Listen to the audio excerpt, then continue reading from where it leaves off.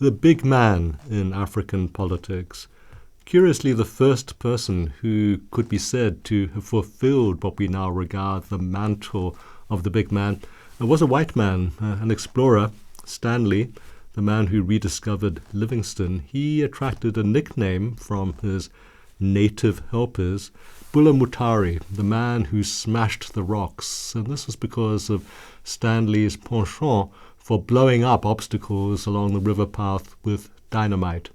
The whole idea that nothing could stop the big man and that he would plow on relentlessly despite anything put against him, this has entered a sort of African political mythology surrounding certain leaders. Now, in fact, the idea of the big man has applied to leaders of many states, including those outside Africa. It's been applied to people like Ceausescu, the communist dictator of Romania, for instance. Has been applied to people like Suharto of Indonesia.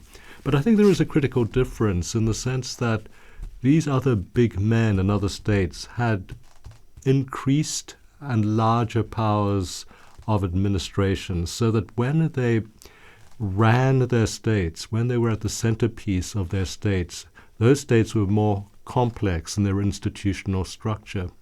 Where it's applied to African states, it's applied to a condition of underdevelopment, so that the rule of the big man who smashes his way forward is a very familial and intimate one. It's one to do with close connection. It's one almost to do with a very, very extended family, but with emphasis on the word family and the connections that come with that. We probably associated today in the 2000s with somebody like Robert Mugabe. But Robert Mugabe is a very curious big man of Africa in the sense that he, in many ways, resembles an Englishman with his perfectly tailored suits, his love for English tradition, cricket, etc. Today we want to have a look at big men who were a little bit different from the Mugabe image. But the whole idea of the big man commanding resource and distributing it, even within a kind of extended family relationship, that has attracted a very great deal of African commentary. People like Akil Mbembe, for instance, wrote about this as a form of necropolitics. It was also carnivalesque, something circus-like about it. But necropolitics in the sense that if the big man can command not only the distribution of resources in a neo-patrimonial way, but also held the power of life and death over his citizens, then this necro-command enforced the idea of neo-patrimonialism, which first and foremost benefited those closest to the big man himself. Probably no one fulfills that image better than someone like Mobutu. Mobutu was the leader of Zaire, as he called it. He came to power in a coup. The coup did end the early years of immense turmoil, strife, division, and bloodshed that accompanied the independence of the Congo, and also saw, of course, the assassination of people like Patrice Lumumba. But Mobutu came to power in 1965. He lasted until 1997. And he instigated a campaign which he called authenticity. This is his contribution to African thought, that somehow in the 20th century it was possible to be authentic. But what did he mean by that?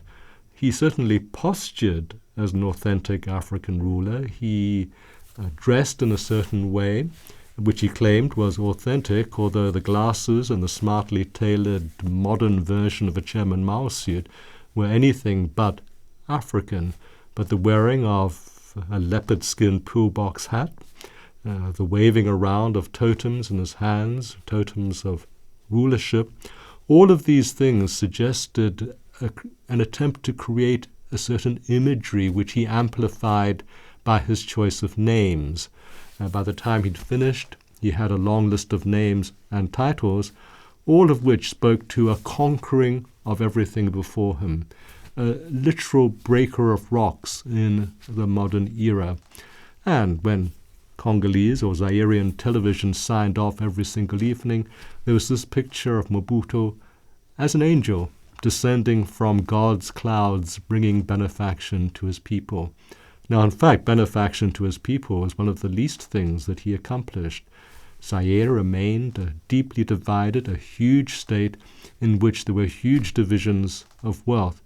The key point here is that efforts at authenticity do not of themselves bring development.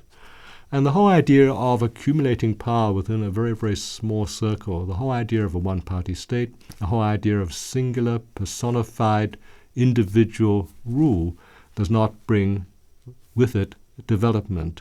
A contrasting example would be the person who came to rule in Malawi, a much smaller state, a state which was impoverished. It was not like Zaire, which had many, many riches to plunder.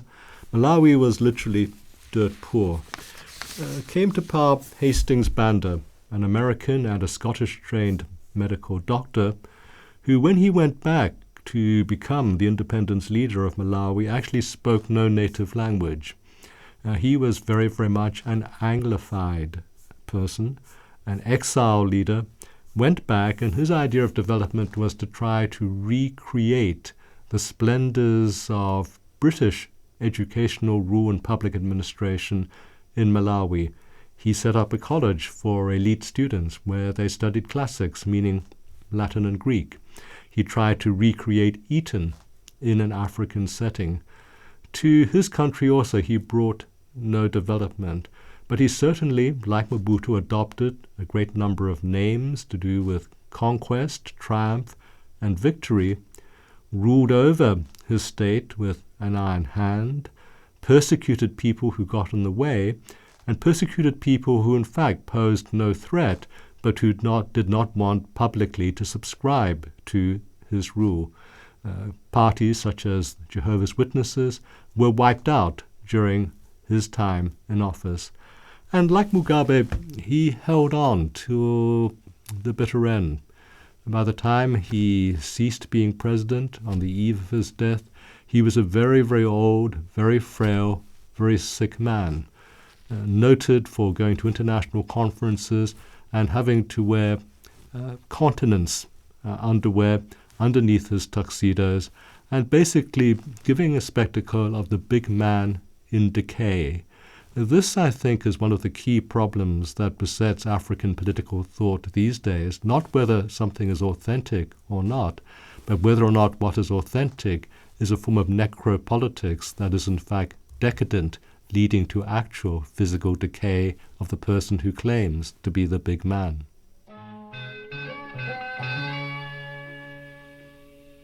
لبيك قلبي لبيك دعني سقيت رعيا